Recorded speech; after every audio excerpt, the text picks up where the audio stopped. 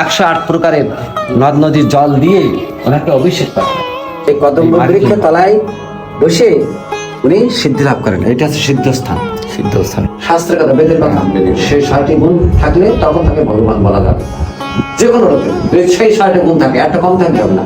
প্রথম কি? জয় বাবা। আমি এখন আছি শ্রী শ্রী প্রণব মঠ বাজিতপুর। এটা মাদারীপুরে রাজুর উপজেলায় অবস্থিত। শ্রী শ্রী গুরু প্রণবানন্দ গুরু মহারাজের জন্মভিটা এই খালের উপার, আর এইখানে হচ্ছে মঠ তৈরি করা হয়েছে। ভিতরে যাই। আমি এখানে আসছি স্বামী শুদ্ধ আত্মানন্দজি গুরু মহারাজের সাথে যোগাযোগ করে, ওনার মাধ্যমে সম্পূর্ণ মঠটা আপনাদের ঘুরে দেখাবো। এই মঠের বিশেষ বিশেষ কিছু স্থান আছে, ওনার কাছ থেকে আমি তথ্য আপনাদের জানাবো। অনেক দূর থেকে আমিও আসছি, উনিও আসছে। উনি আজকে 28 দিন পরে মন্দিরে আসছে, একটু বিশ্রাম নিয়ে তারপর মন্দির ঘুরে দেখাবো। মন্দিরে ঢুকতে আমরা দেখতে পেলাম একটি শিব মন্দির। যাই হোক, গুরু মহারাজের সকল ভক্তরা গুরু মহারাজকে ভগবান শিব হিসেবেই পুজো করে থাকে। গুরু মহারাজের পিতার নাম ছিলেন বিষ্ণুচরণ ভূঁইয়া, আর মাতার নাম ছিলেন সারদা দেবী। গুরু মহারাজের জন্ম হয়েছিলেন 1896 সনের 29শে জানুয়ারি মাঘী পূর্ণিমার গোধূলি লগ্নে, এবং দেহ রাখেন 1941 সনে। আমরা গুরুজির সাথে সর্বপ্রথম যে জায়গাটায় যজ্ঞ হয় এই জায়গাটা দেখছি। এই জায়গাটায় প্রতি বছর মাঘী পূর্ণিমার সময় মহাযজ্ঞের অনুষ্ঠান করা হয়। এটাই সেই যজ্ঞের স্থান। এখানেই অগ্নিকুণ্ড হয় যজ্ঞের। গুরু মহারাজের চিত্রপট এখানে দেওয়া আছে। এটা হচ্ছে শ্রী শ্রী প্রণব রাজমঞ্চ, গুরু মহারাজের পালকি, আর পিছনে দেখা যাচ্ছে এটা গুরু মহারাজের হাল, মানে নৌকার বৈঠা, বিশাল বড় নৌকা ছিলেন। আমি এখন গুরু মহারাজের সমাধি মন্দিরে প্রবেশ করছি। এটা হচ্ছে প্রবেশদ্বার। চলুন আপনাদের সমাধি মন্দিরের ভিতরটা একটু দেখাই। গুরু মহারাজ ঠিক যে জায়গাটায় বসে সিদ্ধি লাভ করেছিল সেখানে ছিল একটা কদম্ব বৃক্ষ। কদম্ব বৃক্ষের নিচে বসে সিদ্ধি লাভ করেছিল। দেহ রাখার পরে তার ভক্তদের সে বলে গিয়েছিল যে যেখানেই দেহ রাখুক তাকে যেন তার সমাধিটা যেন তার যে জায়গাটায় বসে সিদ্ধি লাভ করেছিল সেই জায়গাটায় তার সমাধি করা হয়। এইটা তার এই সিদ্ধি লাভের জায়গা, আর এটা হচ্ছে তার সমাধি।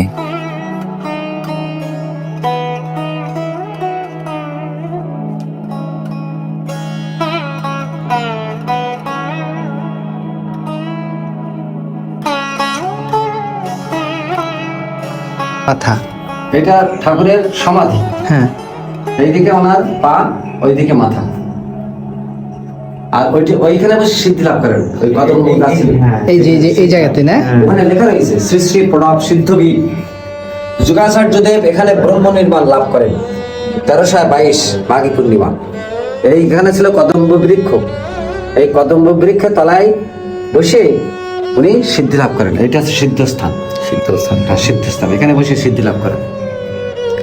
কত মহাপুরুষ বিভিন্ন জায়গায় দেন না, পাহাড়ে পর্বতে দিয়ে সিদ্ধি লাভ করেন, আর উনি জায়গায় বসে সিদ্ধি লাভ করেছেন নিজের জন্য। এখানে বসে, হ্যাঁ, কোথাও যাবো না, এখানে বসে সিদ্ধি লাভ করছে, এখানেই তাহার সমাধি।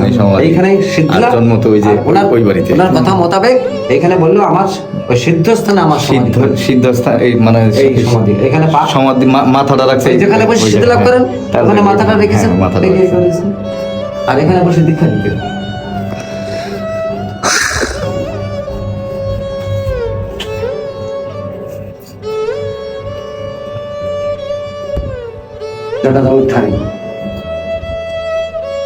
ভালো করে খেয়াল করেন, বিভিন্ন জায়গায় মহাপুরুষ ছবি তো দেখেছেন, আর এনার ছবি দেখেন। ওইটা দেখলে কিভাবে প্রথমে দেখলে মনে হয় মা ভীমসেন আমার কাছে রাখছে।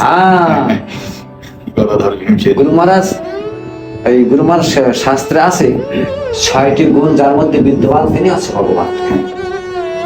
শাস্ত্রের কথা, বেদের কথা, সেই 6টি গুণ থাকলে তখন তাকে ভগবান বলা যাবে। যে কোনো লোকের যদি সেই 6টা গুণ থাকে, একটা কম থাকলে হবে না। প্রথম কি? সম্পূর্ণ ঐশ্বর্য, ঐশ্বর্য ঘরে জন্ম হতে হবে, এক। 2 নম্বর হচ্ছে সম্পূর্ণ ঐশ্বর্য, সম্পূর্ণ যশ। জন্মের সাথে সাথে তার যশ চারিদিকে ছড়িয়ে পড়ে, যশ। 2। 3 নম্বর হচ্ছে সম্পূর্ণ শ্রী, সুন্দর চেহারা। 3। 4 নম্বর হচ্ছে সম্পূর্ণ ব্রহ্মচর্য, ব্রহ্মচর্য রক্ষা করতে হবে সম্পূর্ণভাবে, ব্রহ্মচর্য বীর্য ধারণ করতে হবে, তো অবিবাহিত। 4। 5 নম্বর হচ্ছে সম্পূর্ণ জ্ঞান, শুদ্ধ জ্ঞান থাকতে হবে তার ভিতরে। আর 6 নম্বর হচ্ছে বৈরাগ্য, সম্পূর্ণ বৈরাগ্য, সংসার ত্যাগ করে বৈরাগ্য, আসক্তি থাকে না সংসারে। 6টি গুণ তার মধ্যে বিদ্যমান। আর পরিষ্কার কথা,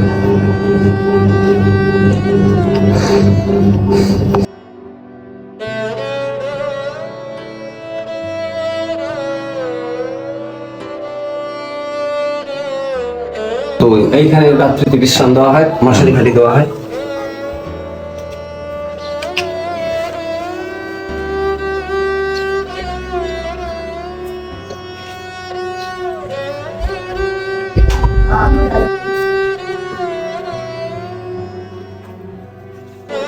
এইখানে গুরু মহারাজ কি করতেন বসে? প্রজাদের সাথে কথাবার্তা বলতে, কথা বলতেন, মন্ত্রণালয়। হ্যাঁ, মন্ত্রণালয়। এখানে বসতেন, আর নিচে বসে সমস্ত সব শুনতেন, কি পরামর্শ দিতেন, হ্যাঁ। মানে কথাবার্তা বলা। অভিষেক বেদী, এখানে ওনাকে মাঘী পূর্ণিমার সময় অভিষেক করা হয়, অর্থাৎ পাদুকা তার উনি জীবন্ত অবস্থায় ওনাকে স্নান করানো হতো। বিভিন্ন বাড়ি, এই গঙ্গা, ভাগীরথী, যমুনা, যত নদ নদী আছে, 108 প্রকারের নদ নদীর জল দিয়ে ওনাকে অভিষেক করা হয় এই মাঘী পূর্ণিমার সময়। সেই জন্য এখানে অভিষেক বেদী। এখানে হচ্ছে শ্রী শ্রী প্রণব ধ্বনি কুণ্ড। এই জায়গায় অভিষেকের পরে ধ্বনি জ্বালানো হয়, অগ্নিধ্বনি। তারপর বাৎসরিক অনুষ্ঠান শুরু হয়। এখানে লেখা আছে শ্রী শ্রী প্রণব গুম্ফা। মূলত এখানে একটি গুহা ছিল, যে জায়গায় তপস্যা করতো গুরু মহারাজ। ভিতরে যেয়ে দেখি এখানে কি আছে।